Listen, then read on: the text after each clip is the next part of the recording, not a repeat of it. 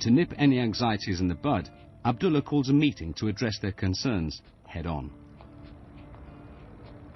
I understand that there's some doubts amongst some of you about the things that we're doing here.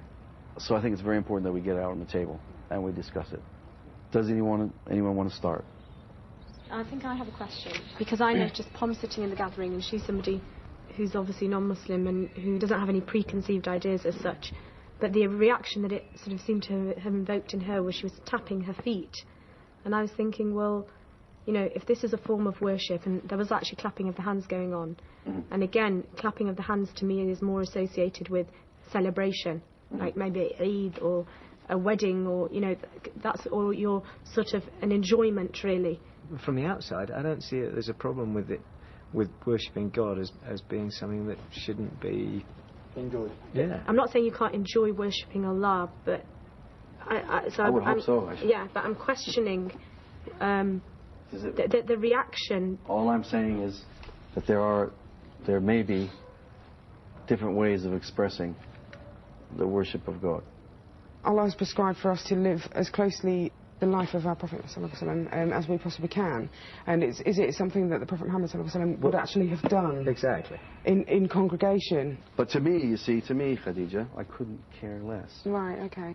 And I'm going to go a little bit further here. I'm going to stick my neck out. I'm sitting for 3 hours in the morning, about a total of 2.5 hours in the evening. And I'm chanting the name of God over and over. I'm saying, La ilaha illallah, I'm reading some Quran, I'm doing this. Is that bad? The Prophet, he was who we should emulate. We follow him in the way he walked, the way he spoke, the way he conducted himself. So in each and every manner he came to perfect Islam. So surely he would have taught us the best manner to worship Allah more than any other human being that ever came. Listen, somebody's reciting the Quran a lot. Somebody's chanting the name of God a lot. Is that a bad thing? Whether the Prophet did it or the Prophet didn't do it.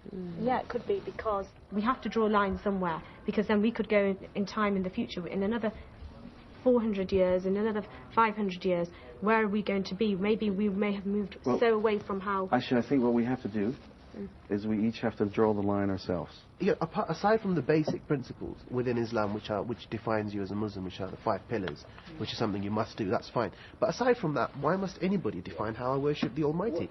That's my connection with Him. And at the end of the day, it's your free will to do what you think and what you see inside is best for you, in terms of your praise of God. And it's not for you to judge or anybody else to judge. The only person who's going to judge at the end of the day is God or Allah or whoever. And, you know, if you've done the right things in terms of what you think is correct, then, you know, God will judge you accordingly. The debate rumbles on for almost 2 hours. But for Azim, at least, the answer is simple. All religion is good because all of it teaches goodness, doesn't it? So all of it was made clear. It doesn't matter if there's different ways of actually teaching Islam or there's different ways of teaching religion. It's all good. So that's what was made clear.